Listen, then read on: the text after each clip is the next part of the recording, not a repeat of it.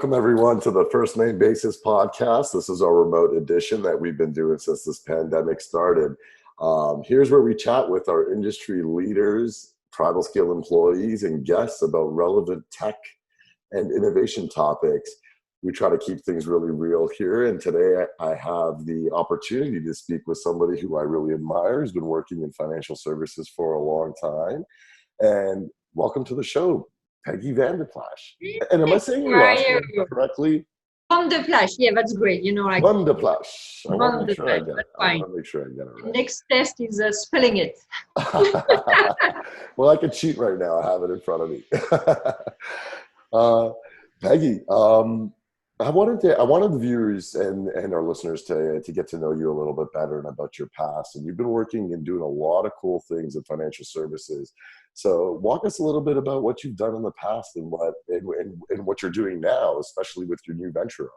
Well, thank you so much first for having me. That's great. And well, I'm sure everyone can hear too. My accent from France originally. So my background is in finance. I studied in France in finance, just worked a few years there and then came to Canada.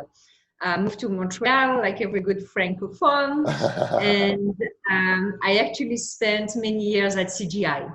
Yeah. So CGI is a great IT consulting company, but I was working on their software group. So it might not always be well known. CGI actually has a lot of software. And what I was doing for these guys was to allocate capital to this different software that we always need to improve. And obviously there is never enough capital to do that. So I had an interesting task of managing the money, which depending on the results, was making me popular. Get more done with less. Exactly, but also, you know, like I can tell you, some people like me very much, some people didn't like me very much, you know. But it was exactly that, you know. It's interesting you say that. When I was there, the CEO was my coach, and he just took over from Serge, the founder. Serge is an amazing guy. Mike is really the machine, you know. Right. And so Serge's mentality is very much, CGI is a consulting company. Well, Mike was, okay, I want to increase my share price, so I want to be a software company. Right. So that's why I came on board to really, with a small capital allocation, really increase the reach of their software. And, you know, like the share price of CGI, and I'm not saying due to me, but when my coach came, really came. So it was a very interesting time for me. I was very junior. I joined the organization as an analyst. Okay. So really at the bottom of the food chain. All my coworkers were VP, which at the time for me was just like, oh my God, what's that thing? Wow, yeah. And so every month I was at the investment committee with the CEO, the CFO, and I can tell you, like that was something that was quite stressful for me. So especially my English sucked at the times. I mean, that was really like a tough one. So I did that for 6 years. So that's really interesting. I mean, you being a young woman coming into an organization predominantly male. And then being in an uncomfortable position because it's, you know, you're getting exposed to all these very senior people, and you took that task on, and not an easy task, you know, like you said, you're disliked by many and then liked by few, and taking that on. So what advice do you have for young women who like to go into that situation? I mean, times are different, a little different now, but they're not much more different from when you were going through this. So I like that you asked me that question, because it's an advice I'll give not just to young women, but to all women, young and not so young. You know, just say yes. You know, when something come up, just say yes. So I have a little anecdote that has been annoying me lately. And you know, Sheetal, I've been in the gender diversity inclusion world for like 15 years. I'm very passionate about that. So that's one of my topics. And because I'm a woman, I can say stuff on women, you know, like there is always this idea that if you're a man, it's more difficult. So anyway, I started doing video interviews on the new normal in financial services, you know. Right. most men say yes as soon as I ask them if they want to be interviewed. Ask no question. I even have guys who contact me to volunteer, you know. Right. Women, most of the time, they ask me, well, I don't know, what are the questions? Do you think what I'm going to say is going to be relevant enough? I'm not sure. I would say probably the rate is 50% of the women I reach out directly tell me no. Wow. Yeah, and the ones who say yes, it's a fucking back and forth of email, of you know. So Why is that? You think it's because we have to instill more confidence and assertiveness in women to actually be leaders of their own domain? I think it's perfectionism. Okay. I think it's the idea that you really want to be massively relevant and have the insights of Warren Buffett. So it's putting the bar so high that you can never reach it. Right. Right. So it's and I can see why, like, because that's all girls are raised, da da da da da. So it's not women who get up in the morning thinking I don't want to be to raise my hands. But that was eye opening for me. Absolutely. And then you got all these guys who may not even know anything, but they just want to come and talk to you. I had very senior women telling me, I don't think I have anything to say. And I have super junior guys reaching out to me and saying, okay, I want to, and you're looking at it, you're like, oh my God, what's going on here? This is a good point. We're talking a little bit about your past, but currently you do have a series that you're doing, and I've seen it on LinkedIn. It's done very well. Talk a little bit about it. Well, since the pandemic, I was curious to see, okay, where do we think financial services is going to go in the new normal? So I had obviously my own opinions in the space. And then I realized that depending on who I was speaking with, I could have very different perspective if the gentleman or the lady was in FinTech, was a banker, an insurer, an investor, an academic, but also if it was in North America, in Africa, in Europe, but also between gender. So I was very curious to show a bit of a cross-section. Yeah. And without giving my own opinion, putting that in front of the people, and then, people can make their own decision. I also show my own opinion, but I'm not challenging people on what they're saying. I'm asking questions and they're explaining. So it's very interesting to see, for example, the people who think, oh, for sure, incumbents is going to be the one winning in the financial service. Right. Oh, sure.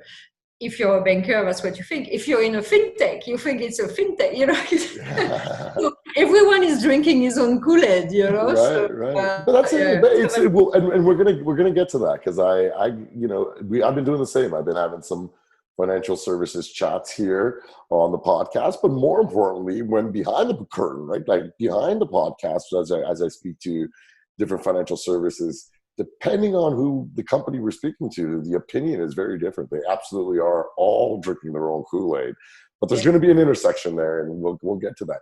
So let's talk. Okay, so then you decided to leave CGI, and what did you do? So I left CGI. I thought it was an amazing organization, great mentor. I progressed quite quickly, but then I reached a bit of not a glass ceiling because I was a woman, but a glass ceiling because I was in finance in a tech company.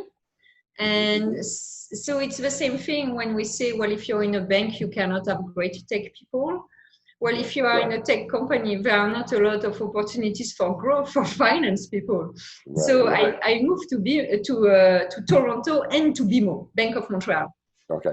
Because my thought was, well, as a finance person going back to a financial service organization, I'll have more opportunities to grow. So I joined BMO, and I was also helping them with their capital allocation to technology, which was, at the time, it was before all the talk of digital transformation. The budget was already more than $1 billion a year, so still a lot of money. And you could see the weight of the legacy system already crowding out all the money. So very little. 1 billion seems like a lot of dough, and actually very little of that billion at the time was allocated to growing the banks. It was just on maintenance. Maintain the banks. Just maintain, yeah. So that was interesting. And it was the time where you start reading about lending clubs or, the new wave of fintech. I was like, oh, that's where I need to go. That's where, the world is moving. And the universe heard me and put me in touch with a very wealthy tech entrepreneur who wanted to start fintech companies. So I joined him. I started a couple of fintech companies for him while also managing his family office. It was absolutely insane. I won't get into details. People who worked in family office know what I'm talking about, but it was interesting. Okay. And so I did that for 2 years, and he decided to go back to Europe where he was from. So we folded everything, which was time because I was just going absolutely bananas.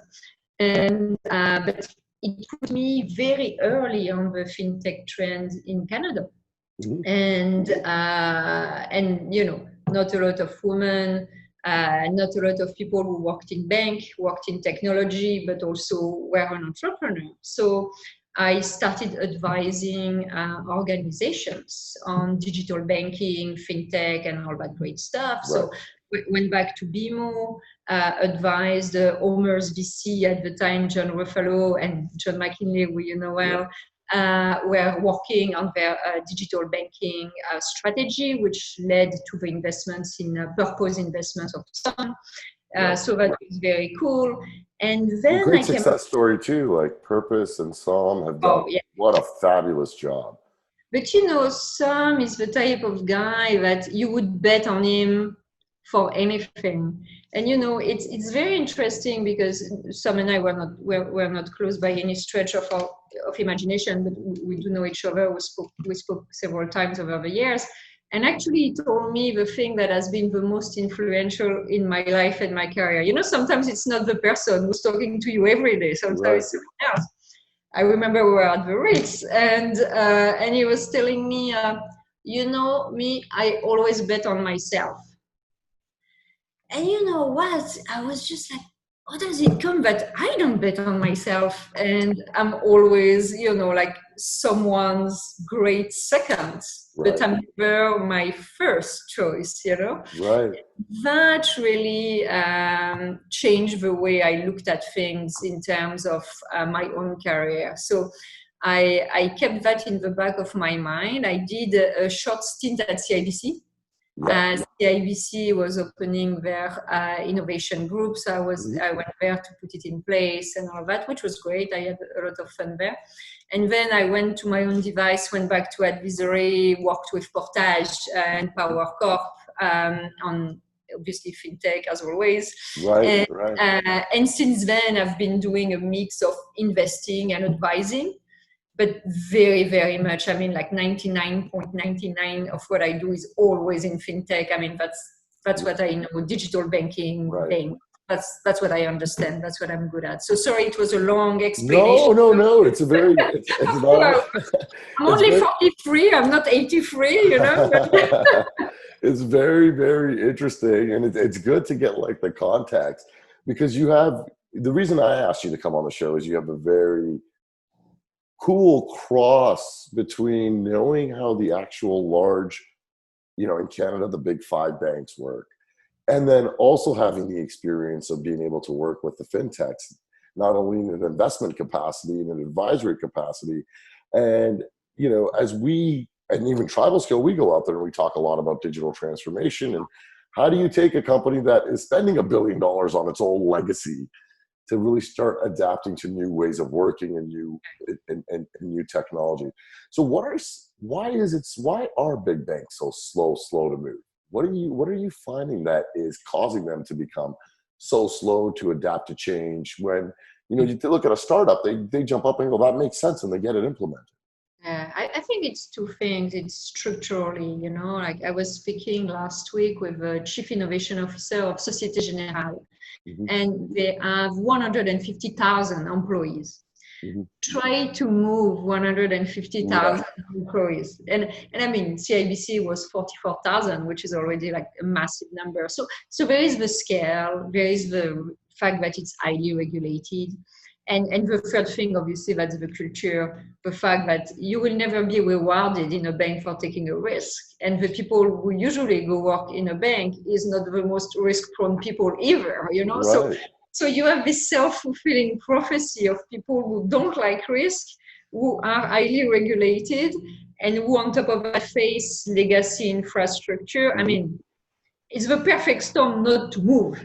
It is. It is. It's a perfect storm. I find it's the people willingness, the will to change is very low, right? Like that's probably the biggest barrier I see more and more often is I'm not in this position and I'm not compensated to rock the boat.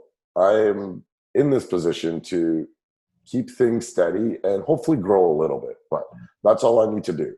And if I rock the boat and fail, I probably will be out of a job. So I'm not going to go do that, right? The incentives are just aligned the wrong way. Exactly. And you know, what I've seen, so when I was at BMO, I worked for a wonderful woman, Joanna Rottenberg. Joanna is the head of wealth management at BMO. She's still the head of wealth management. At the time, she was head of strategy when I was more junior there. And what I admire very much with Joanna is that she might have been at BMO for 10 years now, but she never lost that capacity to change, right? Even if the pace was slow. So you know, like some people like you and I were probably a bit more impatient. Absolutely. Which is why we don't necessarily fit very well in large organizations because we do everything as a sprint, you know. Yeah. And then you have people like Joanna who run a marathon, and if you look after 10 years, she made tons of transformation. Yeah. But one small piece at a time. She did one small piece at a time, right? Exactly. So she took every step towards it. Exactly. So that's people like that in large organizations, because you need to understand the mechanics, what you can change, what you cannot change. That person was actually friend with that person. So if you move it, suddenly the situation gets explosive. So there is a lot of politics as well that you need to be comfortable with. I mean, it's funny because you see, we go into these meetings, especially in these larger organizations, and there'll be 20, 25 people who are key project stakeholders. I mean, you and I never run a project with so many key project stakeholders. Okay. But when you start getting into a larger enterprise, there are, and it's, in all fairness to them, they do have their concerns over what is going to be implemented, because it is going to, in some way, make an impact on their day-to-day ways of getting things done, right? So they just want to make sure their bases are covered. Well, you know, that's also linked to that procurement process. That procurement process have 10 groups that are stakeholders, you know, and you go from obviously the IT in our case, but you have legal, you have risk, you have compliance, you have business, finance, cyber, all of that. Yeah. So when I was at CIBC, one of the first things I did when I joined the innovation group was, okay, guys, let's simplify the procurement process, because if we want to work with startup, you cannot go through 12 months of jumping through hoops. That doesn't work. And it's not necessary for doing a small proof of concept. You know, on top of that, it was excruciating because everything seemed, you know, it's like the non-essential businesses during the pandemic. Well, for them, everything is essential. You know, like nothing. So basically, the idea was, well, instead of doing the process in 12 months, we can do it in 11. And I'm like, well, that doesn't really help. So it's tough, because imagine you're the guy or the gal who's in charge of legal, whatever, compliance, risk, security, whatever. Will you take the risk to say my process is first not necessarily so that means what? Okay, so you're not important if you don't need to give. So there is the personal agenda, and then there is the cover my ass type of thing where, oh, you said that finally we didn't do that, and if something go wrong, you didn't do it. So there is no incentive, very little incentive for that. So how have successful people ran the marathon, as you put it? Like what are some of the things that they are doing right? Yeah, I think, you know, the big, I thought about that recently. why didn't I enjoy necessarily some experiences I've had in large organizations, is that I come and I have like the end goal, which is like this. And people are like, oh my God, what is she talking about? That's freaking me out. You need to do the other way around. So we were together at Michelle Obama, you remember that, obviously. I really liked the way she framed it. So when she became First Lady, she started a little garden and she said, well, no one's going to attack her for starting a little garden. Then she started promoting eating healthy. When she started having kids coming and on the lawn of the White House doing little exercise. And then she started promoting moving, eating healthy. And then she started looking at the agroalimentary companies that were not feeding people. If she had started with that end agenda of attacking large agricultural companies, that wouldn't have worked. But she did these different steps. That's what you need to do in a large organization. You and I were going for the jugular right away, not the right approach. Right. You drop the breadcrumbs back. What's going to be the right ladder that you're going to climb, and how are you going to bring people along gradually to make that happen? But it's also an ego thing, like you really need one of especially in financial services. I got to say, there is something about I'll say it. I mean, there's something about guys who wear these power suits who think their suit makes them smart, and they come in with this ego that is it's very blatant in the financial services world. And the unfortunate thing is that it creates that culture of fear and anger. And it doesn't give necessarily the right image for younger generation, because you have younger generation coming and they're looking at the people at the top of the food chain, like, oh wow, that means I need to act like this that way, to be able to move up the food chain. So whether you have people who, like me, believe because they're like, okay, that's not the game I want to play, or you transform. Right. Some people are able to. Joanna is a great example. She kept her integrity. So Joanna Rothenberg at BMO, Laura Dottori at CIBC, Christina Kramer at CIBC. These are great women who were great people. I shouldn't say women. Great individuals who have been able to keep their integrity while moving the ball forward. Right. And that's one thing I love whenever I chat with you. We talk about powerful women, and you talk about, but then you remove it and you go, no, let's talk about their actual traits. Like, let's not do it because of the fact that they're women. They actually have huge merit that they've been able to bring to the table. And, and we got to look at what they're doing there to make that opportunity shine. And they're bringing people with them, woman, non-woman, they're obviously usually very good at having like 50-50 in their group, which is great. But it's not about, to your point, it's not about necessarily gender, race, or whatever. It's about what are the attributes of what we want to see, and it happens that these three leaders that I really respect are all women. Right. So we're in a time right now where race relations are really being looked at under a microscope, and rightfully so.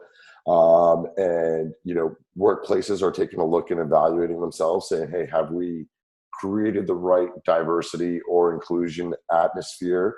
What are some of the, and you speak on this topic, and you've been speaking on this topic for a long time. What are some of the things that you want either founders or people who have some sort of power, if you're an executive at a bank, to know, and what should they be doing to make things right? Well, what have been shown in studies to have the most impact when you want to bring diversity in your organization, it's at the hiring stage. And it's basically making sure that you're slating as many candidates of gender, race, as you can. So it's always this idea that if you select 10 candidates and you have And I don't like to use white guy, you know, my husband is a white guy, you know, like Sure. I was born a white woman in France. I didn't decide anything. I Right, could have, right. you know, good or bad. It's chance of or Mhm. malchance, depending on how you look at it, you know. So, but when you look at 9 profiles that are extremely similar, and maybe one that is, you know, just the token, whatever, to say that we did it, it's not working. Right. You need 5 and 5. You need, you know, like so. But again, I was speaking with a very lovely lady who was a senior person at a pension fund. She's the chief technology officer over there, and she was telling me, "Oh, it has been so hard to hire a woman in my organization. I barely receive any resume." And so I So hear this all the time. I hear this all the time. You know, I was having a conversation and someone was like, well, I'd love to hire more Black people, but I don't get the candidates. And so I'd love to hear your answer to this because I got an opinion on it also, but I'd love to hear yours.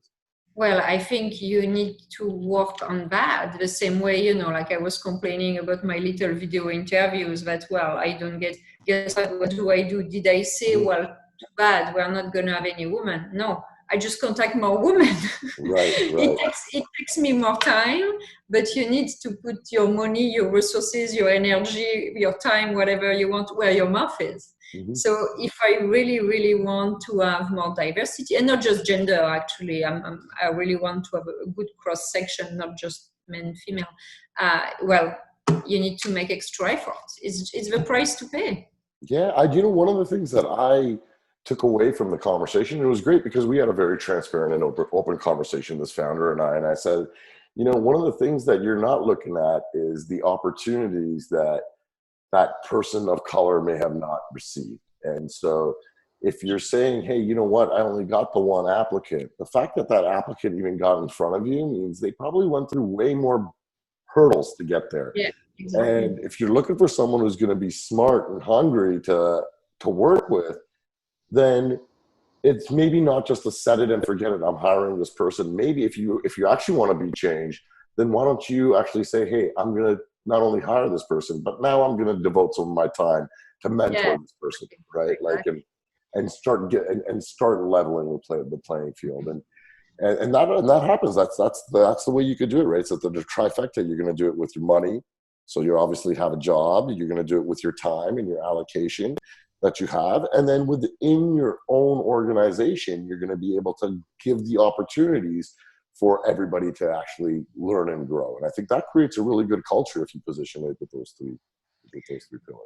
And you know, so two things. So the first thing is this idea of I worked in the private equity space, VC space for many years, and I was looking at some. I'm not gonna name the companies, but some of these like extremely reputable investment firms in the US. Mhm. And there is one I'm looking. I'm not joking. Pages of pictures of white guy, Right, not one woman, not right, one guy of color, even less woman of color. You know, right, that is not even a concept I think they can imagine. Do you think I want to work with these guys? Do right. you think I look at that and I'm like, oh, great, they're on top of my list to work Mhm. with them? Of course not. So there is also this idea, and you look at the resume, they all did the Ivy League school, they all have exactly the same profile. And to your point, if they're looking at resumes and they're like, well, I absolutely want someone with an Ivy League profile and this, well, that's unfortunate. They're all white privileged guys. Well, Right, yeah, of course. Guess right, what? Parents couldn't pay for an Ivy League school, you know. right, So there is this idea that, well, I'm taking the best candidate who was born with the best option. right. Absolutely, absolutely. So it's just ridiculous. So you know, as I said, I was born in France. So my mother was a single mother. She really struggled.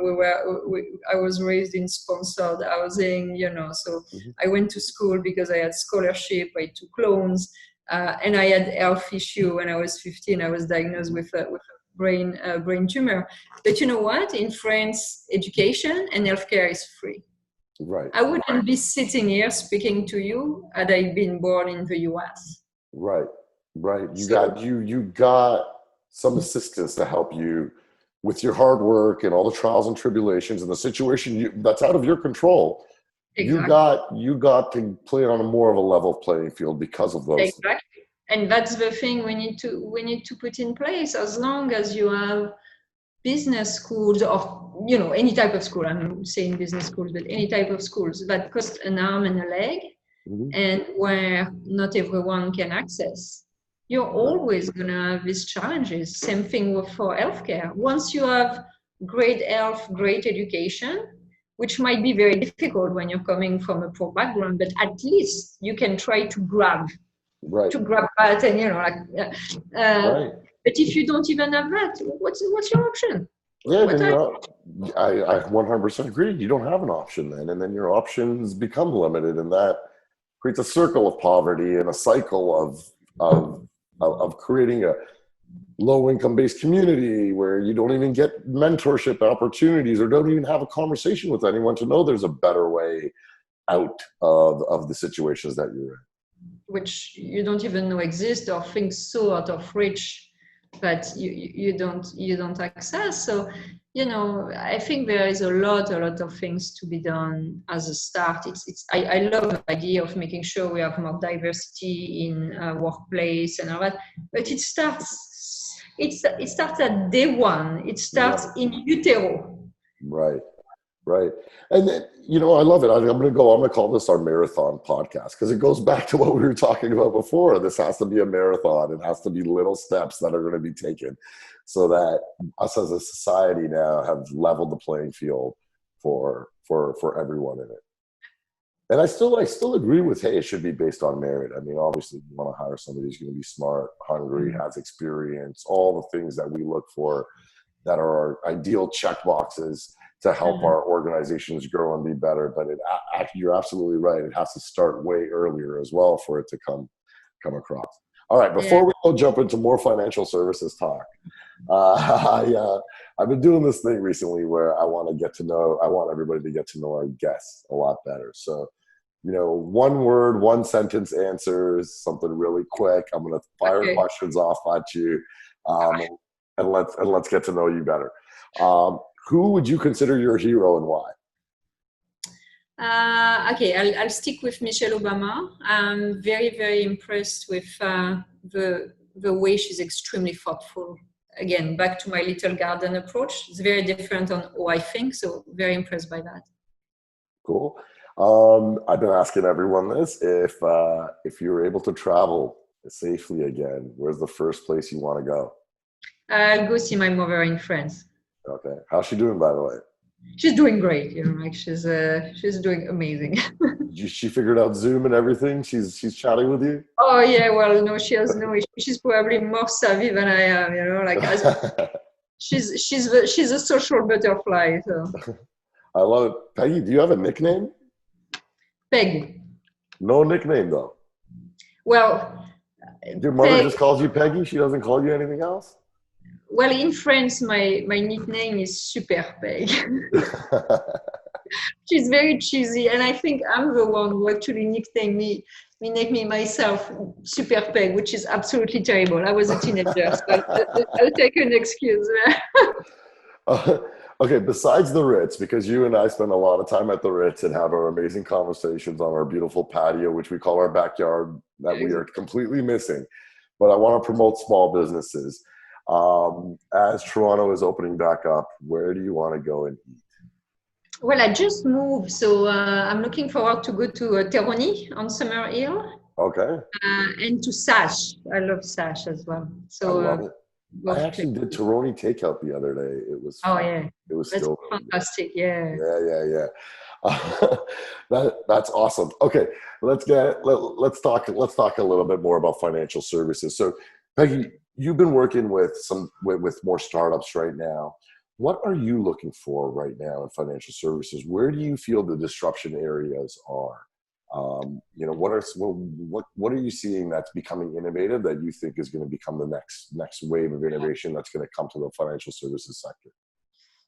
Well, what I really like is cybersecurity, because I think we absolutely need more cybersecurity in financial services. I don't think we're actually at the right level of security in financial institutions Mhm. across the world. So that's an area, I always look at where I would invest. So Yeah, of course. cyber is a good place for me to invest. Second, anything that help. I'm more a B2B type of person, so Mhm. anything that help financial services transform. So not so much new product and services unless they're very niche. Mhm. Uh, I really like everything that is able to automate processes, make things digital instead of going through 200 paper and like pen and paper. So that type of thing. I'm not a very sexy type of person when it comes to financial services. I like the basic. I do believe that fintech for me is all to make incumbents better. I'm not very supportive of B2C. I think in Canada it's very hard because it's a small market. You have an Mhm. oligopoly, like it's very hard to survive in B2C in Canada. Right.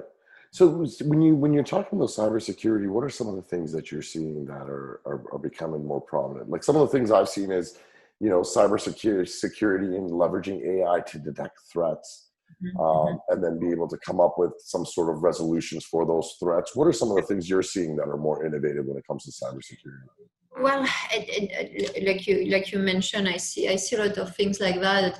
It's not necessarily the innovative aspect that I believe is interesting. Is the fact that people seems to be waking up to Hmm. the fact that we need way more security. So let's think about the situation, the pandemic, Hmm. unfolded.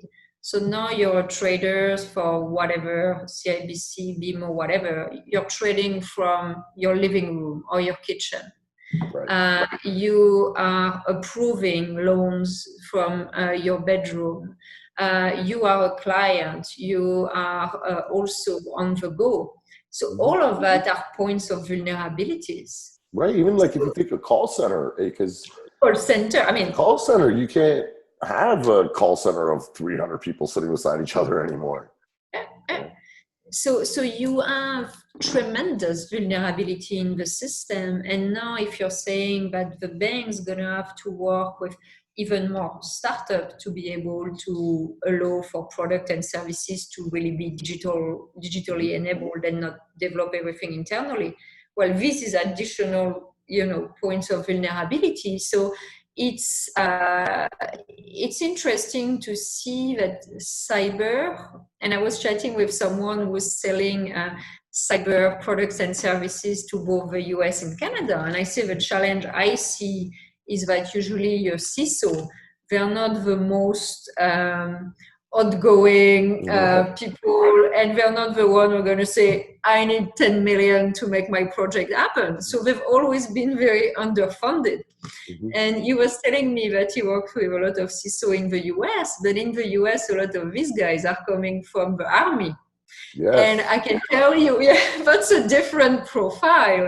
And he was telling me, you don't have this idea of a guy, not asking for A money. The timid guy guy, is yeah. a very different perspective as well, depending on the background of I've your. been seeing, and I started noticing that in Europe a lot, where I started noticing like army coming into the security space and being very buttoned down and very serious about it, as opposed to what their counterparts in North America were doing. And you're seeing that shift happen here now.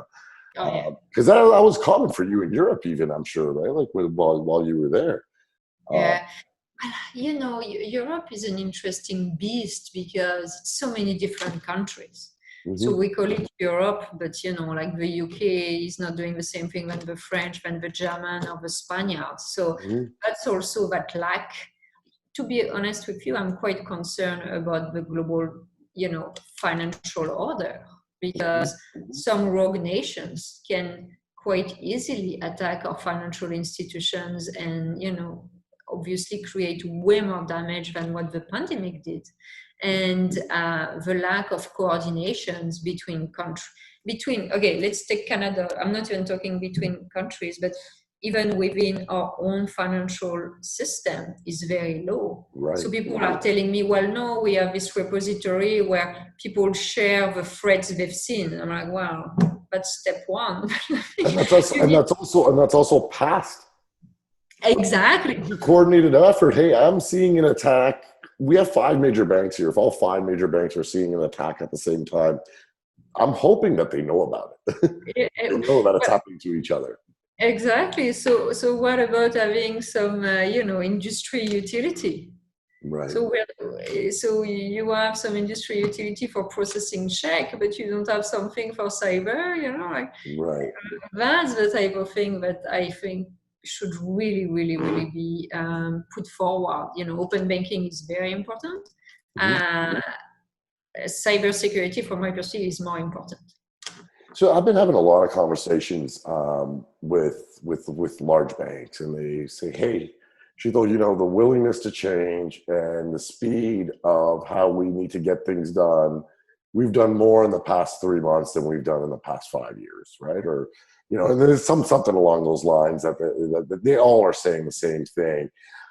And that's mainly because of hey, the government programs that have come in, you have to start implementing for them right away. How could you do this in a remote way? What do you think these CIOs or the chief digital officers, you even have titles that are chief transformation officer now, what do you think they should be doing to take this opportunity? And now that the political will is there to make this happen, how should they start making this plan for change? Which areas should they be focusing in? Well, I'll put my finance cap on. You always need to follow the money. Mm-hmm. So you have large pool of money that in financial institutions are allocated to areas that are absolutely not bringing any competitive advantage. Mm-hmm. So I'm going to take compliance, I'm going to take risk, I'm going to take processing, whatever you want. All of that, you have to do it. But it's not making TD better than BMO or the other way around. Right. So why is it even in your 4 walls? Mm-hmm. Why isn't it something where you spin it off, you start a new business, or you do another a SIMCO with other banks? Mm-hmm. You remove all this cost from your balance sheet. You provide some of these products and services to smaller organizations that cannot do it at a cost that makes sense. Mm-hmm. And suddenly the transformation you need to do in your 4 walls is way easier because you don't have all this legacy crap that is crawling out your brain, your budget. Right. And it's you're not having your tunnel vision to get to success because you have all these other distractions that are not your core business now. Exactly. So I remember maybe a year and a half ago, that I look at a lot at compliance, and again, something not sexy, but I am very passionate about. Right. And I was speaking with someone at one of the big 5, and he was like, "Well, I don't understand why we don't outsource AML KYC, the entire process. All of that is done in-house. We have, literally floors of people doing manual KYC and AML remediation, which doesn't bring much value." And, I was very surprised that someone at a big 5 before the pandemic was mentioning that, because before it was absolutely taboo. And I remember a conversation. And why do you think it's taboo? I mean, why do they think it's taboo? Is it because it's like, oh, I'm losing political gain, and people think, hey, I have large teams, that's power, or if it gets done out, if it's not done under my supervision, it's going to be done wrong? My perspective is first is regulatory. People are very afraid because they're like, okay, well, if you never delegate your supervisory authority, it's not because you're putting it elsewhere. So that creates a lot of fear, but also a lot of fear that the regulators will not let them do that. Right. But the interesting thing was last year, John and I, we went to speak to some regulators because we were like, well, would you be okay with that? We're like, yes, because that would give us at least a common process. Smaller organization can be part of that.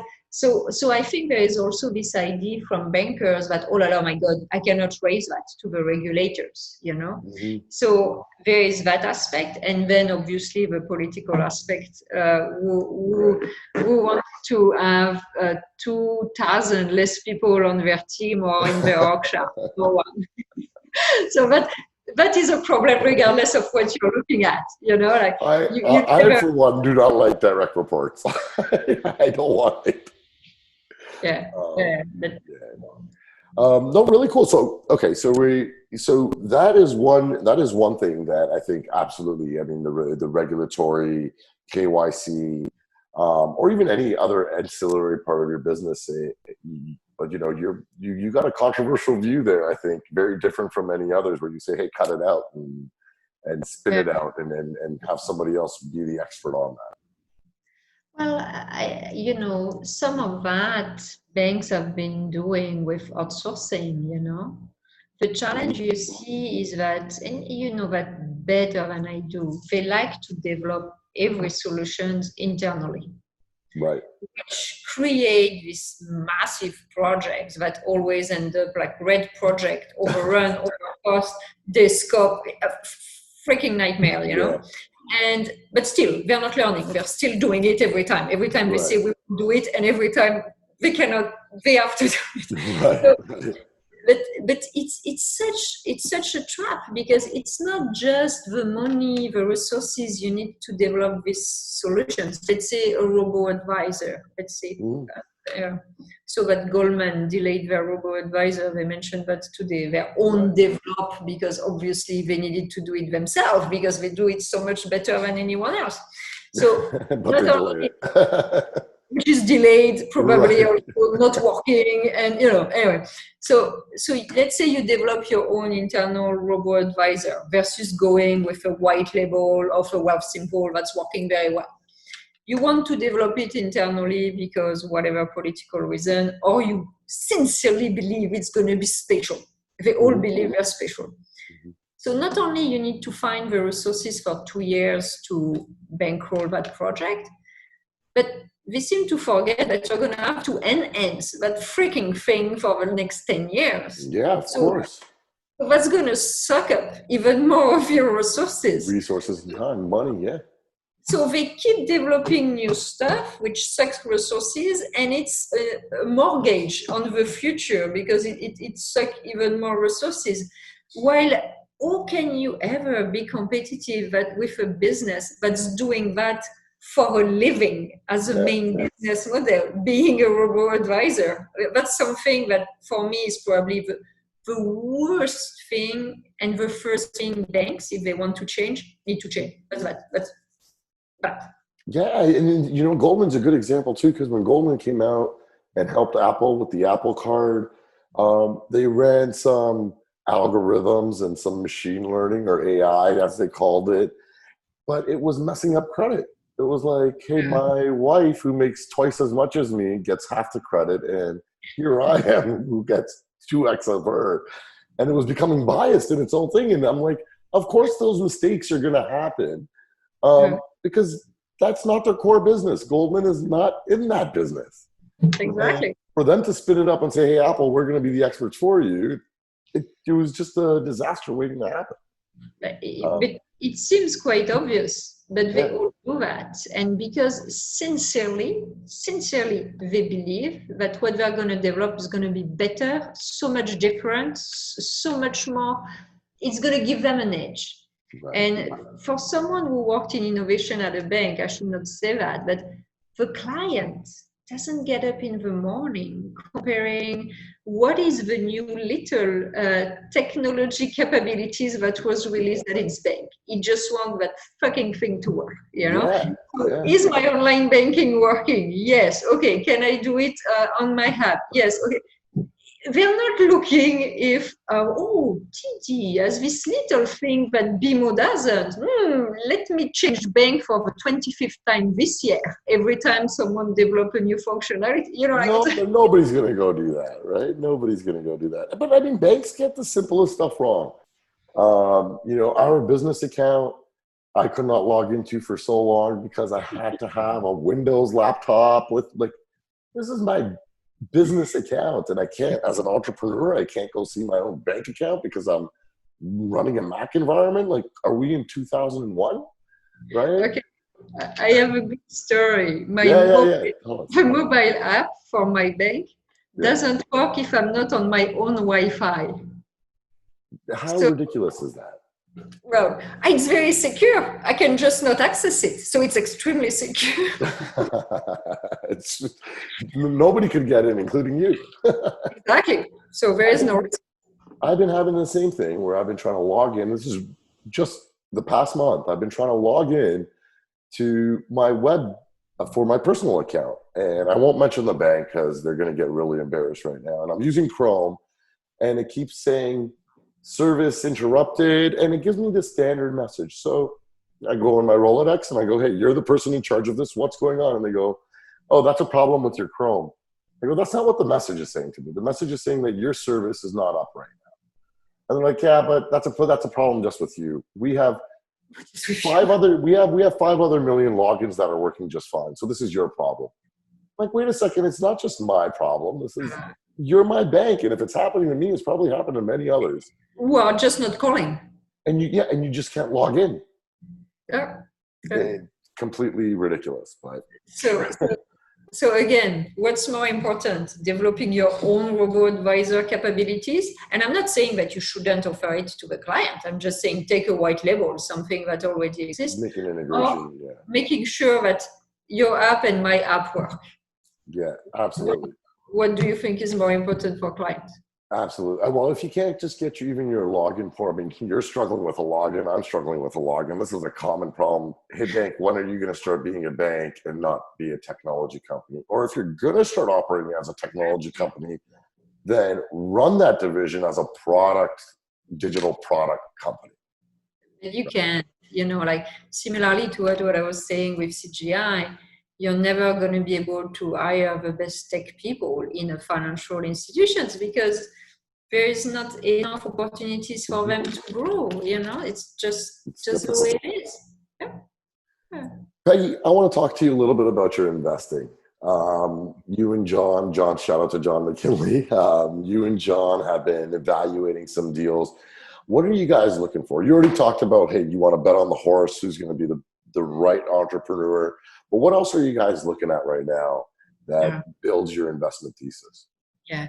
Well, right now things are, different from what we would have discussed, I'm sure, 3 or 4 months ago. But, businesses, you have a lot of businesses like that in Canada that have not been scaled to the extent that they can.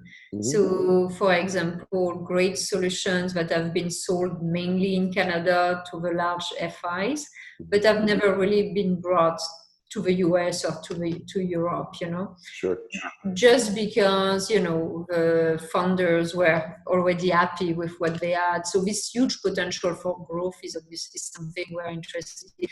It's more of a growth equity type of thesis on businesses that have been maybe flatlining for a bit of time.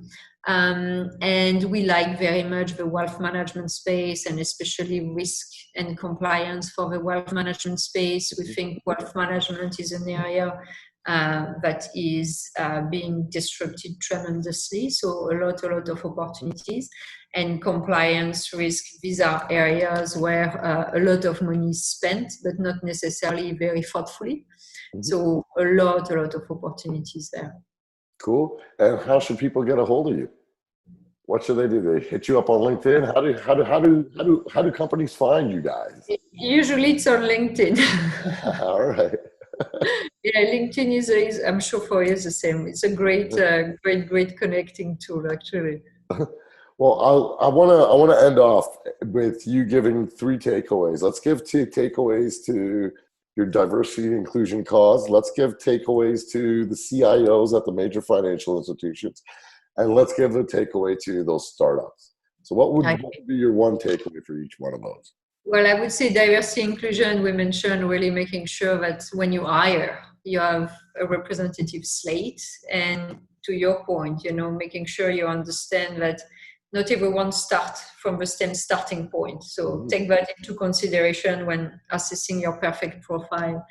To the CIOs or the CTOs of financial institutions, well, don't hesitate relinquishing control. So you don't have to develop everything in-house and you don't have to do everything in your four walls. So I would say minimizing is probably my keyword for the CIOs. And the third one for the FinTech, I would say really making sure they have a business model that can scale profitably. I know that seems obvious, but very often whether you don't see the scale, whether you don't see the profitability. So having the two together, that's very, very important. Awesome. Peggy, thank you so much for joining me today. Thank you so much.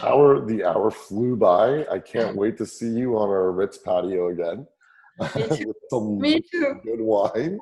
But thanks so much for coming on. This is First Name Basis. The podcast is available on Apple, Google, Spotify, LinkedIn, Facebook, everywhere. Just go and watch it. But Peggy, thank you so much. It has been a very insightful conversation. Thank you so much, Sheetal. Thank you. Have a great day. Thank you. You too. Take care.